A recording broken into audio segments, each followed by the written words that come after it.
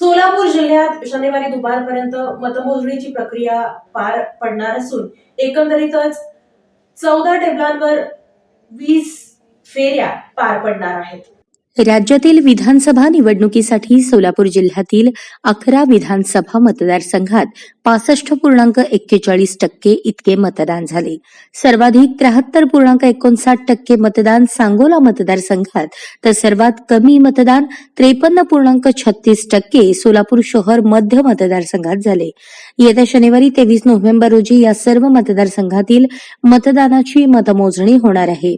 सोलापूर जिल्ह्यातील एकूण 38,48,869 मतदारांपैकी 25,17,374 मतदारांनी आपला मतदानाचा हक्क बजावला.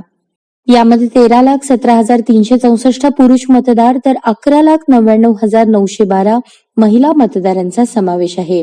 98 तृतीयपंथी मतदारांनी आपला मतदानाचा हक्क बजावला. महिलांच्या तुलनेत पुरुषांचे प्रमाण अधिक आहे. 66.81% पुरुष मतदारांनी तर 63.94% महिला मतदारांनी मतदानाचा हक्क बजावला.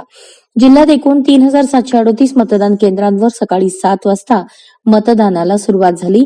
शहरी भागातील 1183 तसेच ग्रामीण भागातील 2555 मतदान केंद्रांवर सकाळी पहिल्या टप्प्यात मतदानाची प्रक्रिया संथ होती. मतदानांची गर्दी देखील तुरळक दिसून आली. पहिल्या 2 तासात 5.16% इतके मतदान झाले.